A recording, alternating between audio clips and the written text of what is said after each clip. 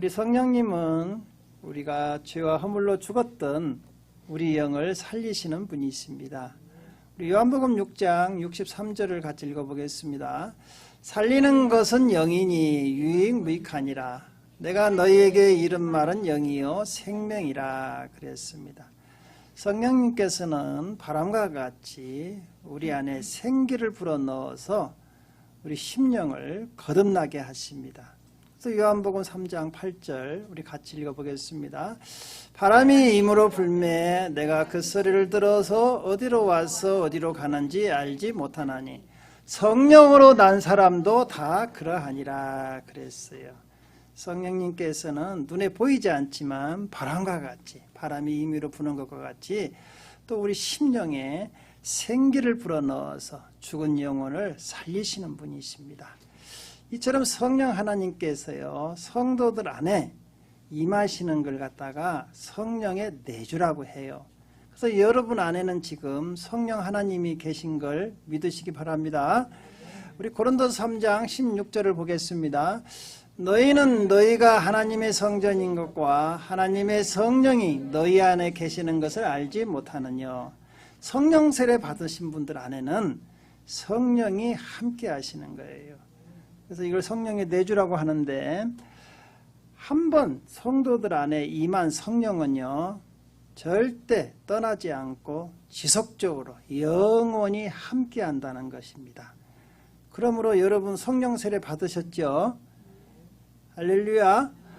그러분 여러분 안에는 성령 하나님이 함께 하신 걸 믿으시기 바랍니다. 이처럼 성령님이 함께 하면요, 우리 과거에 육신으로 살았던, 정욕으로 살았던 옛사람은 이제 다 떠나버리고 새 사람으로 변화된다는 거예요. 그래서 에베소서 4장 22절에서 24절은 우리에게 이렇게 말씀하고 있습니다.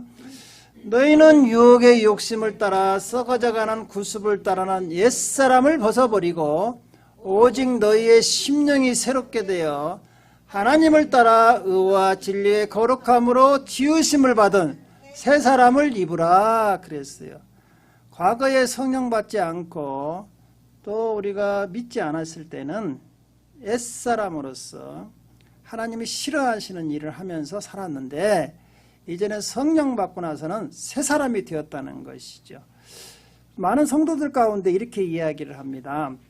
목사님, 저는 성령을 받은 것도 같고 안 받은 것도 같아요. 어느 때는 받은 것도 같건데 어느 때는 또 안 받은 것도 같아요. 그래서 오늘은요, 성령으로 난 사람들에 대한 특징이 있어요.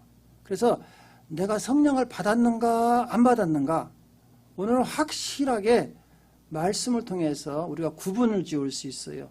그래서 여러분들이 이러한 특징들이 없다고 하면 성령 받은 게 아니고, 또 이러한 특징들이 나타나면 여러분들은 성령을 받은 거예요.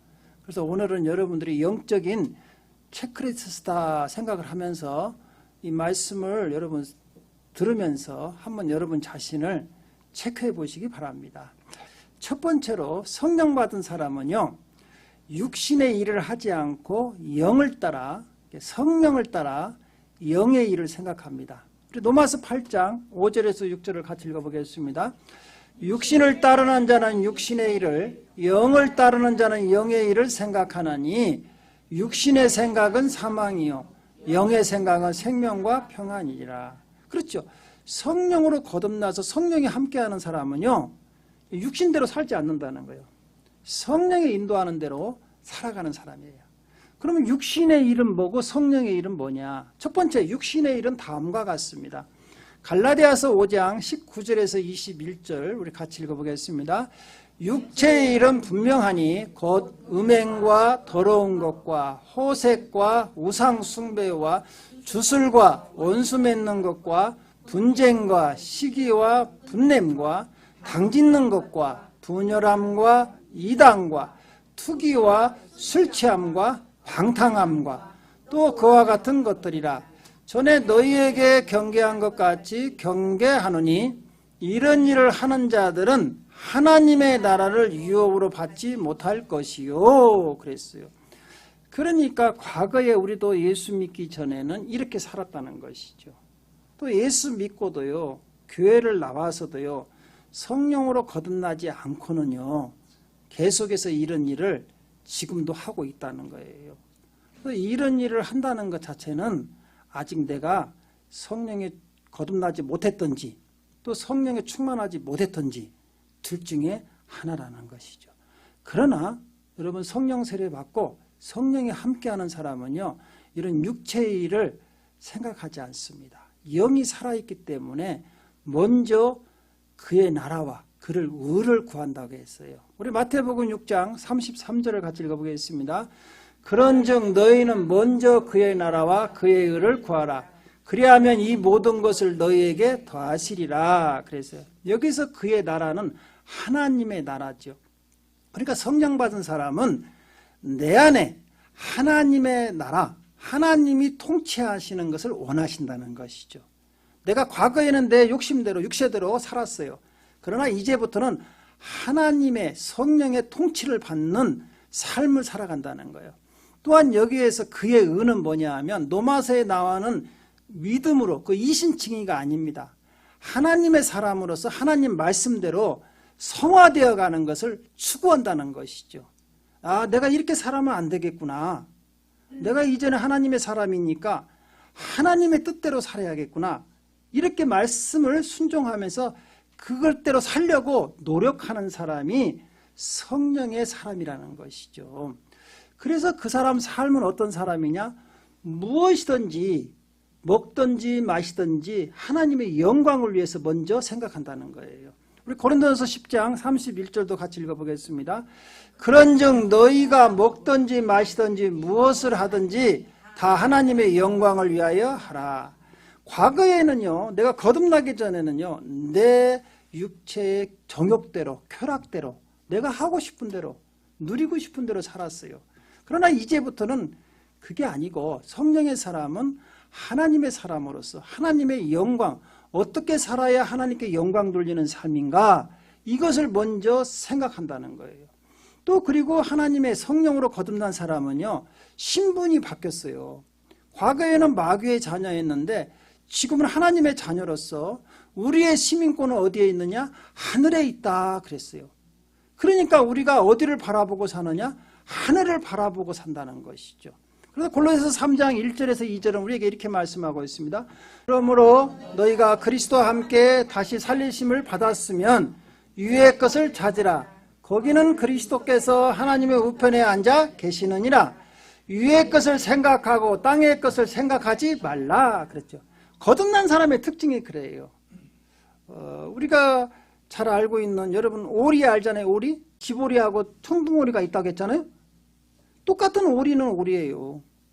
근데 DNA가 다릅니다. DNA가 달라요. 집오리는요, 땅에서만 살아요. 땅끝만 추구하면서 살아요. 근데 청둥오리는요, 똑같은 오리예요. 겉모습은 똑같아요. 그런데 어디를 보고 사느냐?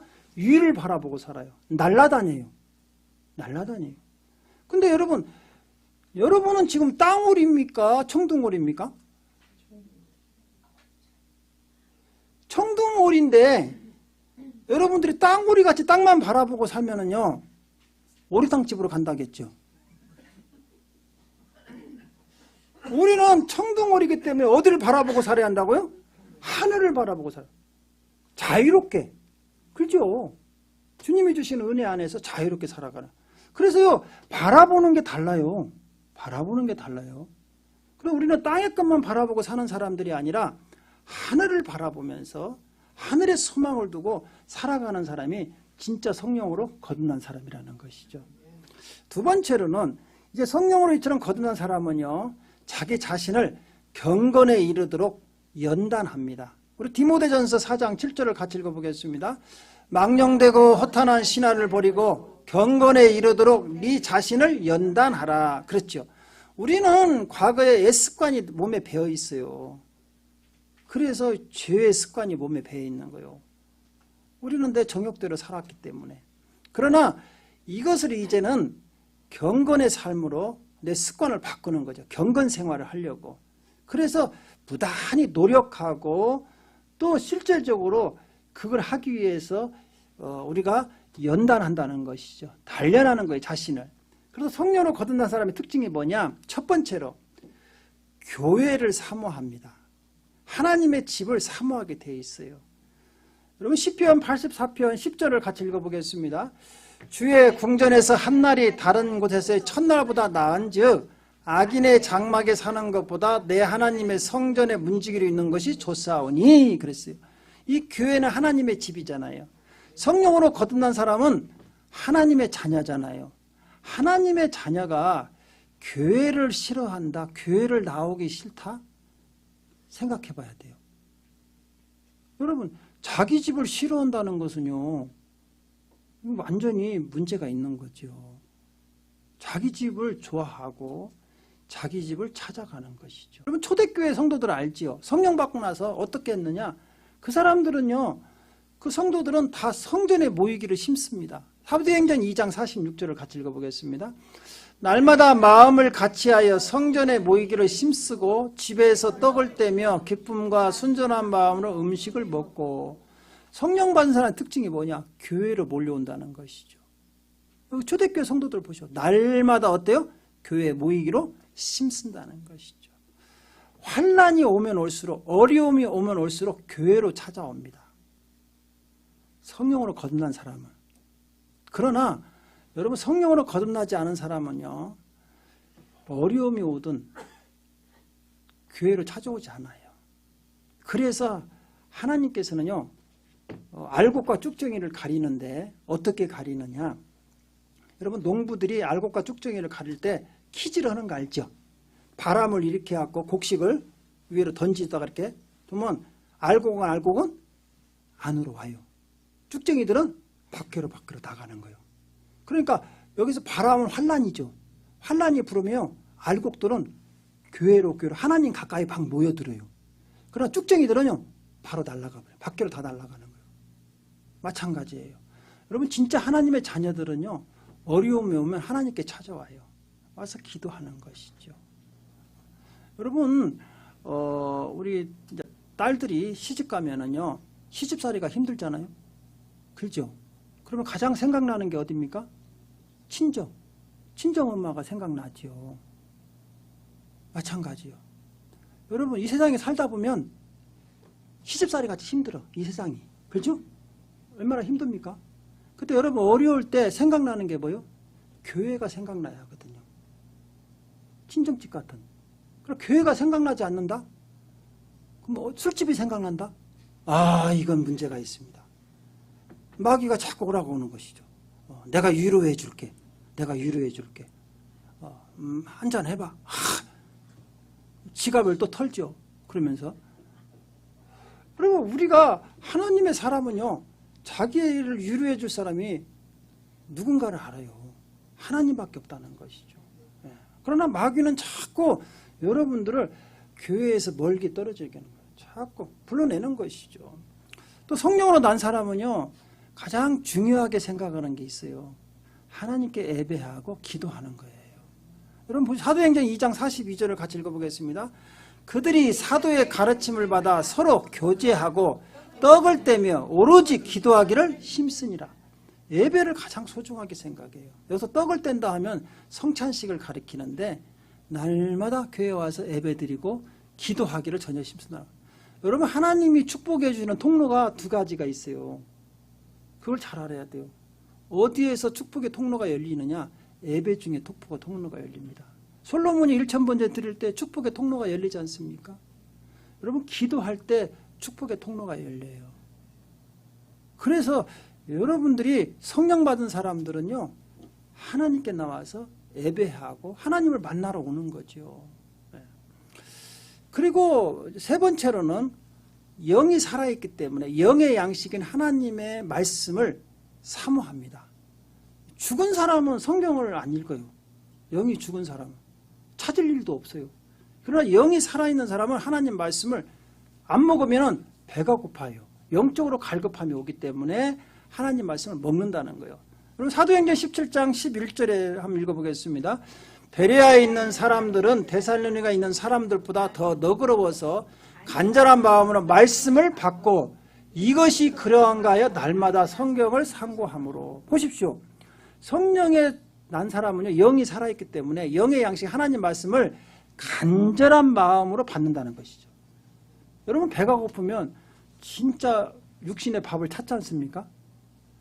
안 찾는다는 것은 곧 죽었다는 사람이에요. 그죠? 살아있는 사람은 배가 고프면 반드시 밥을 찾게 돼 있어요. 영적으로 거듭난 사람은 반드시 하나님 말씀을 찾게 돼 있어요. 여러분, 안 찾는다는 것은 아직 죽어 있다는 증거예요. 죽어 있다는 증거예요. 그래서 여기서도 보면 하나님의 말씀이 성령이 임하면요, 그 마음이 보드라워지면서 하나님 말씀을 찾고 지킨다는 거예요. 우리 에스겔서 36장 26절에 27절 한번 읽어보겠습니다.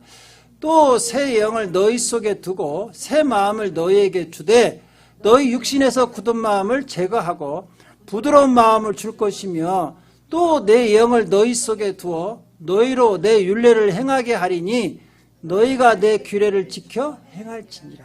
그렇죠. 성령 받은 사람은요, 하나님의 말씀을 받기에 아주 마음이 보드라운 옥토와 같이 변한다는 것이죠. 그래서 간절히 찾아요. 그래서 그 말씀이 마음이 옥토가 되어 있기 때문에 거기에 떨어지면요, 어떻게 됩니까? 30배, 60배, 100배의 결실을 맺죠. 그러나 여러분, 성령 받지 않은 사람은요, 교회를 몇십 년 다녀도요, 마음이 옥토가 아니에요. 돌짝밭, 길가 같아가지고요, 아무리 말씀을 받아도요, 새가 와서 다 주워먹어버려요. 사람들이 다 밟아버려요. 자라지를 않아요. 자라지를 않는다는 것이죠.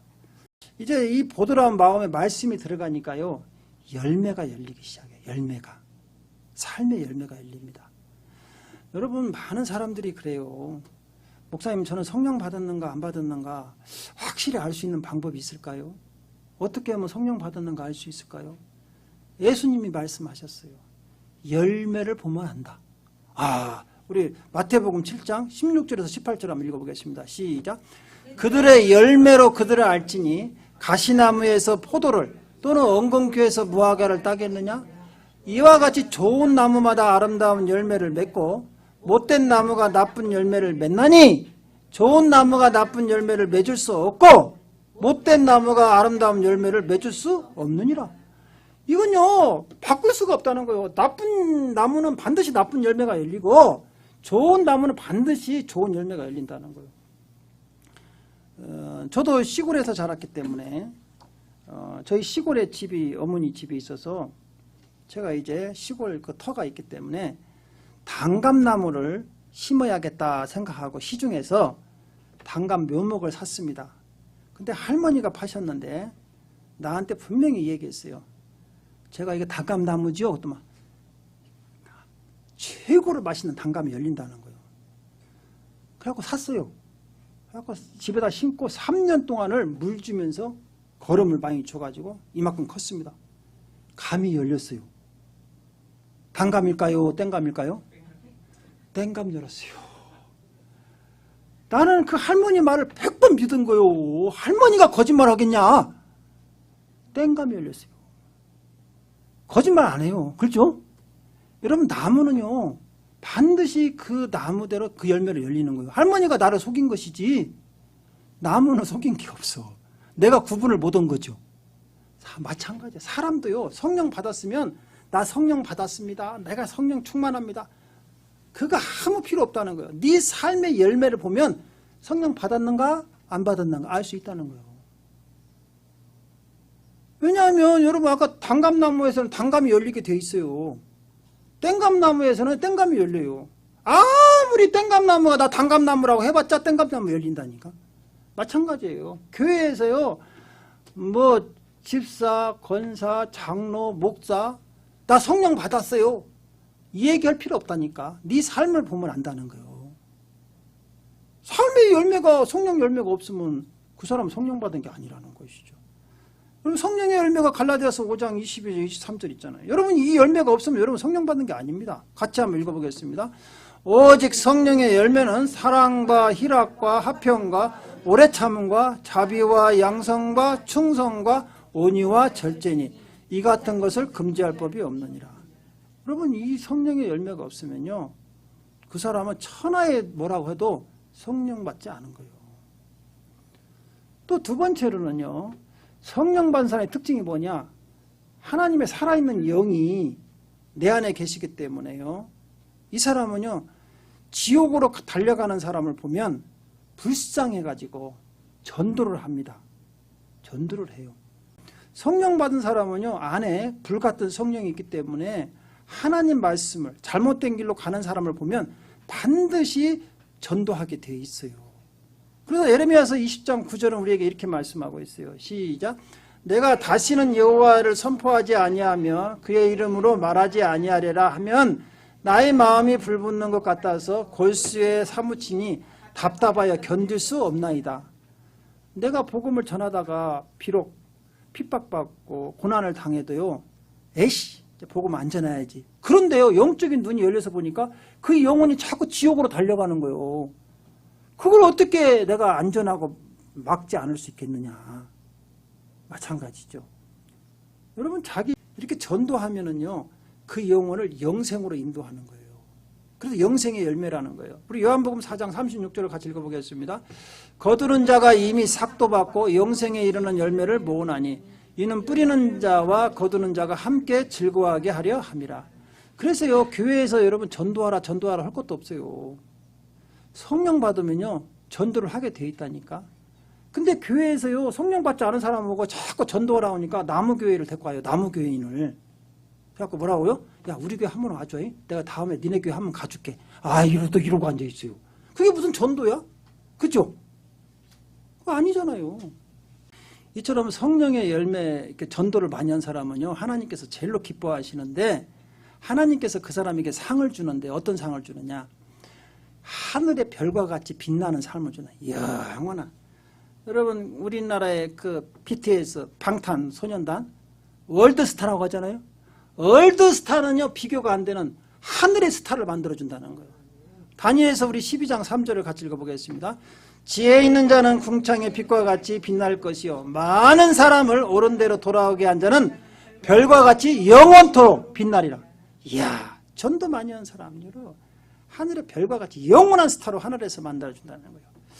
또한 이제 이처럼 영적으로 거듭난 사람은요, 선하게 삽니다. 이 땅에서 양선, 선한 마음을 가지고 이제 하나님의 자녀니까 서로 양보하면서 선한 열매를 맺어간다는 거예요.